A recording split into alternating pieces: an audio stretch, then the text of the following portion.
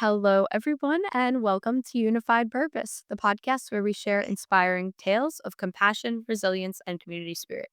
I'm your host, Shannon, Penji's Partnership Coordinator, and I'm joined here today with a very special guest, Chad Eric Smith from Mural Arts Philadelphia. Thank you so much for coming on with me today. Thanks for having me.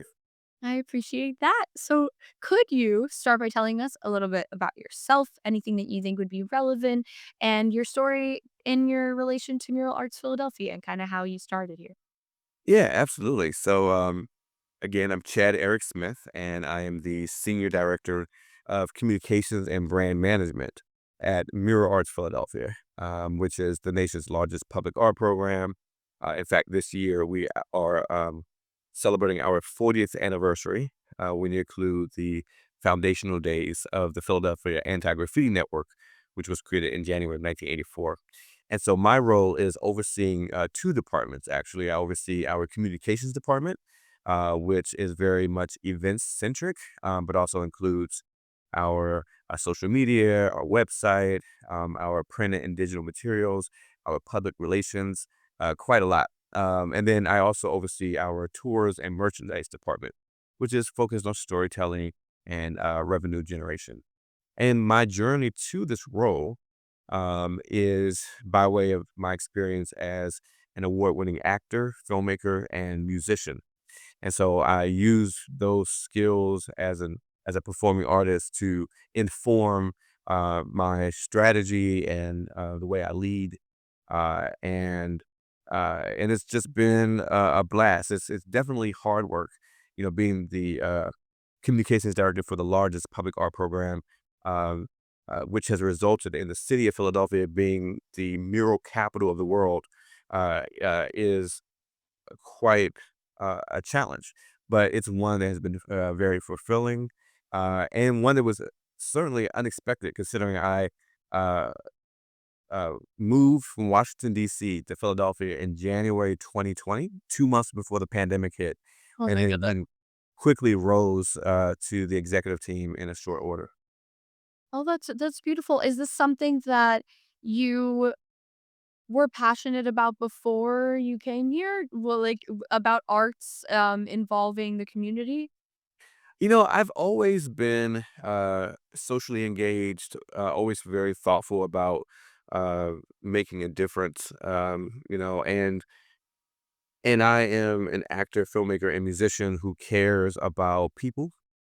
And a lot of the work that I've done as an artist has been focused on exploring interesting topics, whether it be, psychology, which is what my degree is from the University of Pittsburgh, or some sort of social commentary on the world. And so I think prior to even knowing about Mural Arts Philadelphia, I was starting to get this itch that I wanted my kind of quote unquote day job to be something that was connected to communications because I see the transferable skills so clearly. And so prior to becoming the communications director at Mural Arts Philadelphia, I was applying for all types of communication director roles without necessarily a communications or marketing degree. Again, my degree is in psychology, but with this uh, instinct and desire to be able to lead the communications wing of an organization that was mission driven and that was connected to the arts because I felt like I had something I could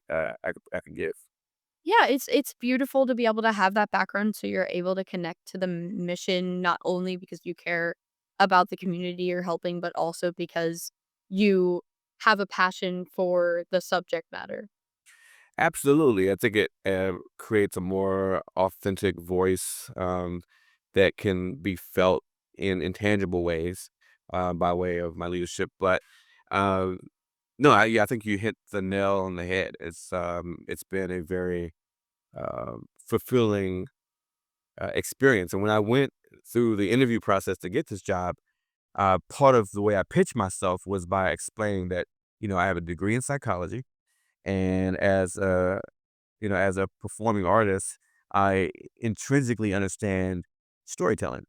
And to me, communications is psychology, understanding people and human behavior and understanding what resonates with them and why, and storytelling. And you put those two together and you get like thoughtful, communications and marketing. Yeah, I think that that's really lovely, especially you're able to include that psychology element as well because you understand people to a level that's really important in this position. Mhm. Yes, yeah, emotional intelligence in particular, not just as it relates to um, internal, you know, dynamics in a workplace and navigating that, but just how best to uh, use the arts and the storytelling to foster empathy in other people, you know? Yeah, I think that there's definitely people in roles and nonprofits that don't have the people skills, and I think that that's something that's really important for, helping vulnerable populations and also, being able to be more understanding to the place that people are at, and I think that sometimes when you don't have those skills, it's more difficult to navigate. Like, you can have that care, but when you're not able to get through to people or be able to talk to them in a way that they want to be spoken to is a very difficult thing to navigate if you don't have that experience or that talent. I, yeah, yeah. No, that's spot on. And so, look, can I just ask you a quick question, real quick? Yeah, of course. Because you made me think of something. What do you think makes a good communications director, particularly in the field of arts? Hmm. Huh. I would I would think maybe okay, I'm gonna be have trouble phrasing this, but I think openness to the different types of creative person. I actually have this conversation with people a lot where I think that everyone has an ability to be artistic or be creative, but not everyone has the same type of brain. So I think that a lot of people can be good at something in a different way than what someone expects them to be. For example, for the longest time, I didn't consider myself to be a creative person. I am not really artistically inclined. I'm very easily able to copy, but I'm not very good at coming any authentic, creative something that I've never seen before in my head or and put it on paper or whatever medium it is. But I think that in so many ways, me and other people that I've spoken to that don't consider themselves to be creative can be creative in so many different ways. It's just not traditional. Mhm. And I think that you kind of have to, as a director of communication, you have to inspire people to feel like they can be creative, even if they don't feel that they are. Because I think that there's so many ways that people can do it and even people who don't think I constantly see people who say that they don't think they're not good at drawing, right? They'll say, "Oh, you're not good at this." I think that sometimes that's just a different art style. Maybe you don't think you're good at drawing, but you have your own style that you can't compare to someone else's, and just because there's s there's things in museums that are just a line. People consider that art because of maybe who the person is or the story behind it. And I think that so everyone is capable of art and capable of creativity, but to inspire is something that's important in that position. That's well said. Yeah, I mean, I do think that there's such thing as being technically good or technically bad. Example, like if you're listening to someone playing the music, you can tell if a person hits the wrong note, especially if you know what the song is supposed to be, or if you hear someone singing out of key, or something. And you can tell the difference between like a kindergarten who scribbles versus Picasso, right? And sometimes you have to know the rules before you can break them in an intentional way. Yes. But I think what I really think you hit the nail on is the fact that creativity itself shows up in many different ways, and that there's enough creativity to go around for almost anyone to say that they have some of it, to some extent. I think this it's clear that there's some people who are more creative than others, and that might just be a matter of those people really leaning into what was already there and strengthening it in the same way that one would strengthen a muscle. Yes, of course. I definitely that is something that I resonate with a lot because I feel like so many people are able to express themselves artistically but aren't Mm. taught or um aren't um told that they're able to. And I think that that's a gripe that I have sometimes with whether people think they're artistic or not, is that I think everyone's creative and has the capability of being artistic and being talented in Yeah. different mediums, but I think that people believe that they can't be because of a specific mindset that they have or a specific way they were raised or a specific way in which they think. Yeah. And I especially love to see people that get involved in creative talents that aren't like geared towards that from birth, or like they weren't attracted to that immediately. Yeah, yeah, yeah. And, I often say that, like, all people are born artists because you think about how creative kids tend to want to be, like, the first thing they get their hands, they wanna explore the world. They wanna, try to create something. You give them some crayons, they're gonna end up drawing on the wall. It may annoy you, but it's them expressing themselves to some extent. And in some ways, the world, beats it out of people, It's a place that doesn't always consistently seem to appreciate the power of art. And that's one of the things I love about working at Mural Arts Philadelphia is that, our mission is to use participatory public art to inspire change in people, place, and practice in order to make a more just and equitable Philadelphia. And by doing so, being a model to cities around the world. The idea that art could be so transformative is a very ambitious one, but I think it's one that we see as being true every day.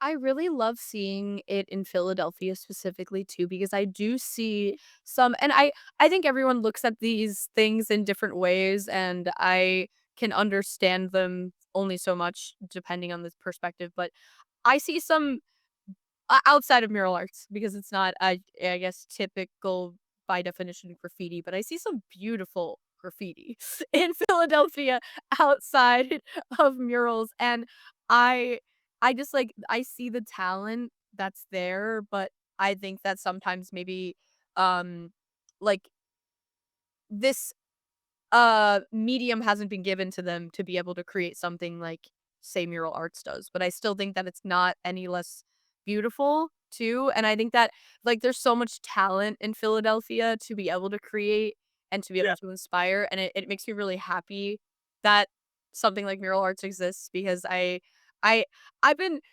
so excited to talk to you since I think our first email, because of working with, I think I've talked to you about this before, but we're working with, First Step Staffing, where they had, I don't know if they still do this because I know they're no longer in, the municipal building, but, working with, formerly homeless people to do art on a specific day a week, and also work on the mural in the train station, um, with mural arts, and that was something that I was just so happy to see, because there's so many nonprofits for populations that provide basic needs, and I think that's obviously the most important.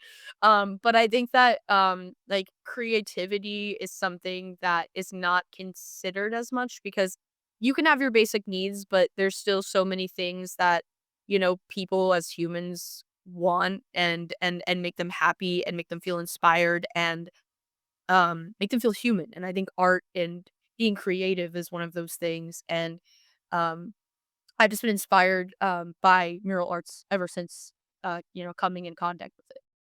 That's excellent. Yeah, and that's happy to hear. Yeah, our slogan is beautify, inspire, empower. And that's because, again, for uh, over 40 years now, our organization has existed to provide transformative experiences, progressive discourse, and economic stimulus to the city of Philadelphia through participatory public art that beautifies, advocacy that inspires, and educational programming and employment opportunities that empower. And I love that that sentence that I just shared with you, which is our brand statement, sums up kind of how impactful our work has been. You had mentioned graffiti as being a credible, beautiful style of art, and I agree. In fact, I think, in my humble opinion, that the Philadelphia Anti-Graffiti Network was probably not the best name from at the time, but I understand the rationale behind it. When former Mayor Wilson Good created it, he ran on a campaign of trying to alleviate It this gets a issue. certain support. Yeah, I can understand that it would get more support from a different side that you would like for funding purposes too. Yeah. But, the other thing about graffiti is that, many know that graffiti is one of 4 pillars of hip hop culture. You have, graffiti, you have breakdancing, you have MCing, and, you have, breakdancing, MCing and breakdancing and MCing and graffiti. And I think when you realize that it's a culture, there's a cultural component to it and a style, it's hard to dismiss its impact on the world, right? And so, Mirror Arts evolved into an organization that's not really anti anything; it's just pro art, and I appreciate that as someone who's also a fan of the style of letter bending.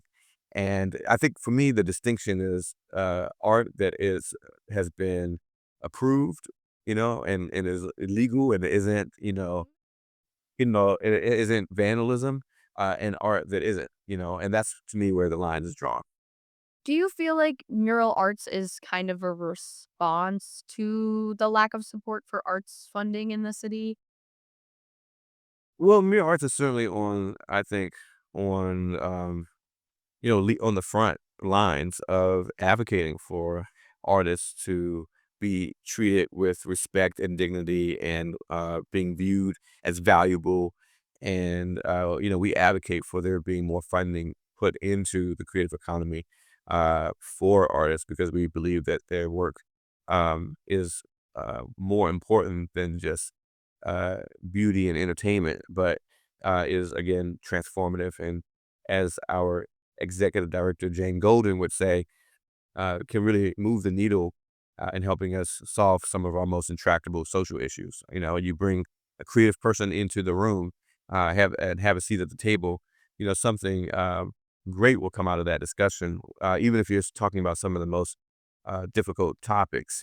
Whether it's how do you improve the recidivism rate in a city? Well, we have been able to prove you can do that through our restorative justice department. Or how could you give someone the dignity of a job and help them to get paid in the same day that they do the work? Well, we do that through our Color Me Back program, which is part of our Porch Light program, which is in collaboration with the City of Philadelphia's Department of Behavioral Health and Intellectual Disability Services. And so when you uh, consider how powerful art can be as a driver of economics, as a change agent. I think mural arts is in some ways a response to uh, a need, which is like ensuring that people who are creative and artists have the ability to have their energies go towards things that are constructive, but is also proactively trying to get everyone on board to understand and see the value of our mission. Yeah, no, I think that's very well said. I definitely think that um as I studied political science in college, and something that I have seen is the previous funding models for the city. And I think I just remember being so unbelievably disappointed in the lack of funding for the arts and also education in the city. Um and again, that's another reason why I really admire mural arts, because I feel like there's a lot being done on that front. But I think that um, when there's issues in the city, the first thing that people go to usually is not education or the arts. And I think that if that was the case, a lot of things would be improved upon. Because I think those are the best ways to, make people feel inspired and empowered and motivated. But Yeah, I love how you took that talking point and ran with it. That was very it is a very perfect way of describing the organization. I think I think there's not always sometimes one's mission statement does not encompass an organization as well as it does, or it succeeds in, but I think that that's actually very perfect for mural arts.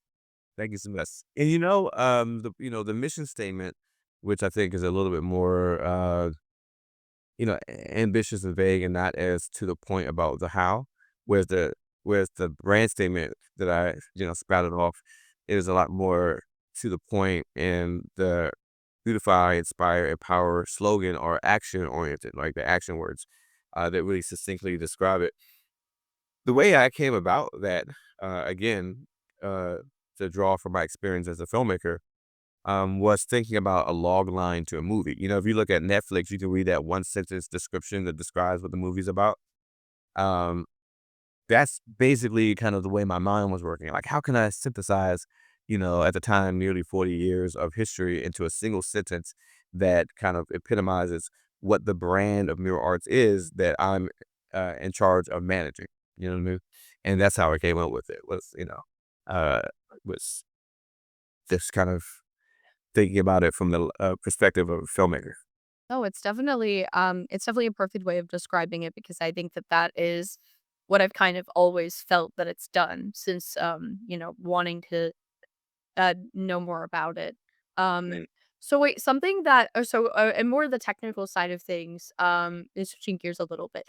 Um, I was wondering, what is the process of getting people in the community involved in mural projects? I know that there's a section on your website to, submit an idea, but is there other ways in which you do this?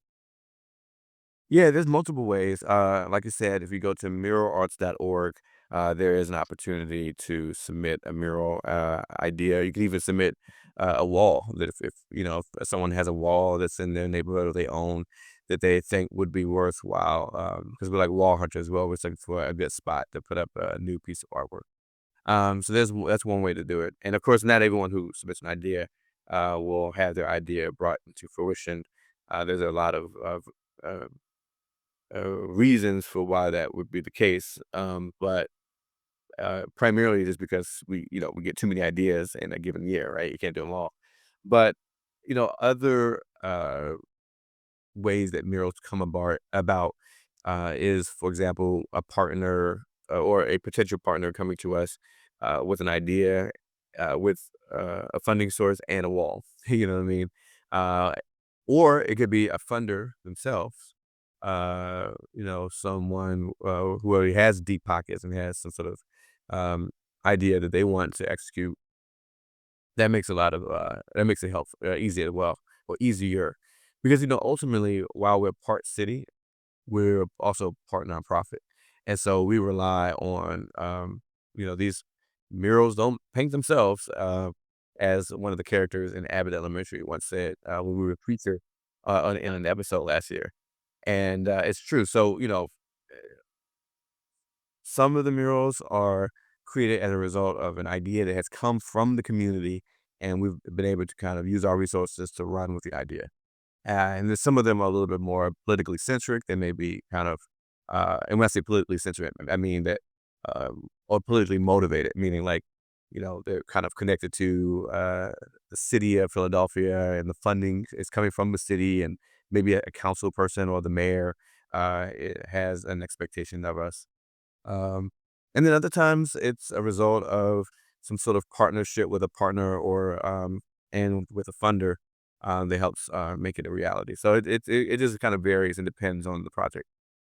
Is there ever a time where you, um, so is there ever a time where you, as an organization, have an idea for a mural that's outside of an outside source coming to you with an idea? Does that make sense? Wait, I'm sorry. I know that was kinda confusing. I worded it very weird. Um, is there ever a point where your organization has an idea for a mural that is different from an outside source coming to you with that idea? Oh, I see what you're saying. That's a good idea. I mean, that's a good question, rather. Not that I can think of, honestly. I think a lot of the murals that we help to facilitate the execution of uh, is really rooted in collaboration, and often it comes to us from this outside in. And then we, of course, uh, curate and try to go through a design review and ensure that the process of the idea becoming a piece of artwork is done with the utmost, uh, diligence and high quality. But I just can't at the moment think of too many murals. I'm sure there are murals that have kind of started internally and then become public with very little support from a partner or funder. But uh, yeah, forgive me, I can't recall at the moment. And I think that's part of it. What's cool about the work that we do is that it is so community focused and community centric. Yeah, no, I think that's definitely extremely amazing because I think that if you're looking outward, then you're more likely to have more engagements with communities that are looking for something rather than, just creating it authentically, within just to do it, you know? Yeah, and add to that, you made a good point about the community. We also don't want to be prescriptive, right? We don't want to like go into a community and We should says here. yeah, we can the cookies here, then that goes over well. And so we have an internal process to ensure that things go up in the right way. And so I think it would be kind of overzealous of us as an organization to say that we believe in participatory public art and then kind of just create art and then just choose to place it somewhere without the community having any buy-in or engagement. Of course. Do you that actually brings me to another question. Do you ever experience setbacks in the process to have a mural painted somewhere because of the community? Like, do you oh, Yeah, that's a great question. Yes, that does happen, but not very often. Usually we have, if everyone internally follows the processes that we have in place, it tends to go well. Now, there was an example earlier this year where there was a lone dissenter, and there was articles in the Inquirer about it regarding a piece of artwork that went up, and that lone dissenter. Uh, had such a big kind of vocal opposition to the mural that it resulted in the Inquirer writing an article about it, and people then are learning about it, and there being kind of this outpouring of support to keep the mural up. But again, that's kind of uh, a rare situation. More times than not, uh, the process is such that the people who are part of the community are happy to see the mural go up, may have played a role in helping paint it, and may have also played a role in the ideating around the idea itself.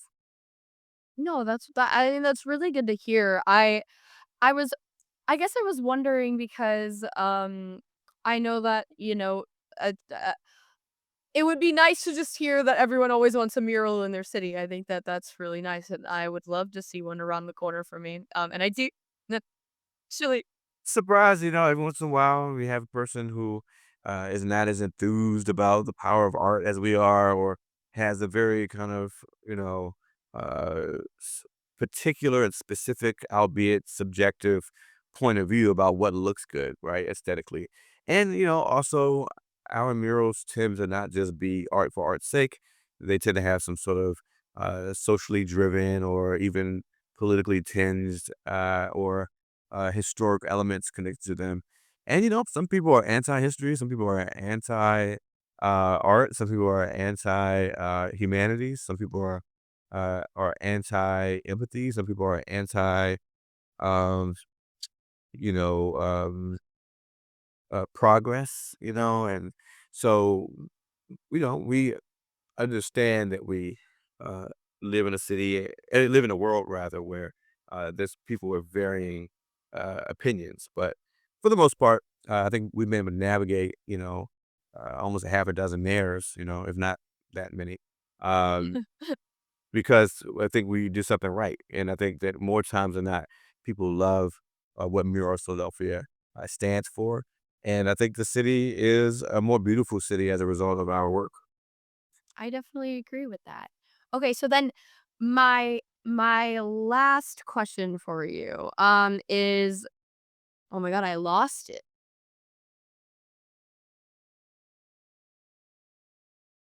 Um okay. You know when it just like it's right there and then it just still favorite? Um okay. Well, okay, well I had another question in mind, but this one was related perfectly to what you said, so I'll say my last question. Do you think that and this is I guess more of a serious question, but do you think that the results of the recent election will impact the organization? Like are there any worries? That's a good question. I mean, you know, let me see. How do I answer that? Um, I mean, thankfully, Philadelphia is a city that's known for the arts. Um, we're a city that has historically had support from city council and support from the mayor of Philadelphia. And so I think that the value of our mission will continue to be viewed as important and significant and constructive for the city of Philadelphia. And that ultimately is what matters most because I don't think we get much kind of funding from the federal government. We may get some, but for the most part, we're getting it from individual donors and private donors and foundations and the city. So I think our goal would be what it always has been, regardless of who is the president of the United States, which is to continue to advocate. In fact, Mural Arts Philadelphia is our brand name, but our 501(c)(3) is called Mural Arts Advocates.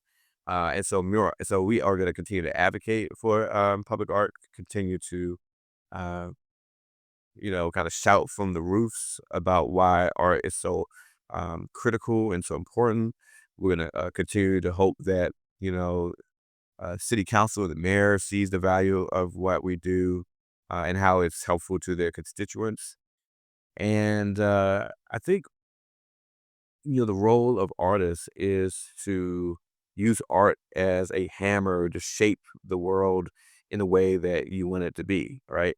And so I think the other great thing about what we can continue to do is use our work and mission to create and shape narratives around issues that are important to us and that are in alignment with our values um, as a way to, uh, again, be the leaders of progressive discourse and ultimate change. So I think, yeah, it's hard to know what the future holds, and how national politics can affect us on a micro cosm on the city level. My hope is that it doesn't affect us negatively, and that if anything, the work that we do is felt by many as more necessary than ever, perhaps. That makes Primarily because of all that's at stake, in a lot of people's minds. Yeah, no, I'm really it makes me really happy to hear that. I really asked kind of more out of curiosity than anything else because I worry myself about these things. And I don't anytime something like this happens, I worry about Philadelphia because I care about it a lot. And um I know that national politics sometimes always doesn't always significantly negatively affect Yeah, yeah. Well, let me, point this out is that in 2026, we will be celebrating the nation's semi-quincentennial. I think I said that right. Mhm. Which is, the 250th anniversary or birthday of the nation. And so, when you consider that, you know, there was a meeting in Philadelphia in which the Second Continental Congress voted for the independence of the United States, you know, and that resulted in the birth of this nation. I think more than any time leading up to 2026, Mural Arts Philadelphia is going to have to play a role in using public art to talk about themes like the importance of democracy and why it's important to maintain it, or the importance of the arts and humanities to foster a culture of empathy in a time when perhaps those things like empathy or competence or leadership are maybe not as valued in the same way as it used to be. So I think these are things that we look forward to doing. Uh, in fact, sometimes when things are going exactly the way you want it to go, you become complacent. But when things become a little bit of unnerving and unsure, then I think that's when people have a fire under them to make sure that they take a stand and use whatever means they have to be constructive and to be thoughtful and to be impactful. No, I completely agree, and I'm happy to hear that you're hopeful. One, it's just great to hear because sometimes it's hard to be hopeful. Um, but it's also really nice to hear because this is just again an organization that I really care about, and I'm happy to know that you have more hope than you do fear. And I think even fear is not necessarily always a bad thing too. Again, exactly what you said is that sometimes it's, it also kind of shows you sometimes what truly matters in those situations, I think too. Yeah. Yeah. Fear reminds us that we're human. In the same way that anxiety or sadness or a feeling of defeat does too. But hope I think is something that transcends all that, and I think the story of America is one where, for all the bad things that have occurred historically, there's a lot of good too, and I think that we can uh, always rest assured and be reminded that. Uh, Even if someone thinks a particular moment in time are dark days, sometimes, uh, you know, things are dark right before the dawn, right? And then it's going to be a new day. And so I think that our hope is that no matter what the future holds in the next few years as a result of this election, that people look to Mural Arts Philadelphia as a kind of a North Star as it relates to kind of what's good, um, for civic engagement and what's good for um, just you know humankind, and how we should treat and value one another. I think that is an incredible note to end on. Especially, I will one, I'm always happy to, leave on a hopeful note, but I also think that, um, I think a lot of people in Philadelphia have a problem with hopelessness, not like a problem, per se, but, like, it's very hard when you see a lot of people in higher up positions in the government not care about the city, and it's really nice to see that there's always community efforts to work on these things and help everyone that's in the city because I think that that's the most important and those are always the things that are going to drive change the most. um Yeah. and Yeah, you can't control necessarily what's gonna happen on the national level. Um, you know, if you voted, then that is one way that you played a role in the future. And not everyone's gonna get what they want out of that vote. But what you can do is determine what you can do in your own personal lives to make the person next to you feel like they're having a better day or to create positive change in your own community. And Mural Arts Philadelphia will continue to be a community focused, community centric organization, no matter who is in charge of the nation. you hear that, everyone? I think that that's really beautiful and I'm really happy to hear it. The I think that nonprofits and, community-led organizations in Philadelphia inspire so much change, and I've seen it firsthand working with some of them, and I'm very happy to hear everything that you've said about it as well, because I think that, I don't know, that's really important to me, and I think it's really important for the city, so thank you so much for sharing. Yeah, I appreciate it. I really enjoyed us talking about Well, I'm happy, and I hope that this is a good end to your day, and a good probably start because we usually post in the morning, to everyone stay watching. it. Good morning, everybody, and I hope you enjoyed this conversation. Thank you so much, and thank you everyone for watching or listening. Again, don't forget to like and subscribe to hear more stories like this. I really hope that, this inspires you to make change as well. Thank you so much. Yeah, thank you.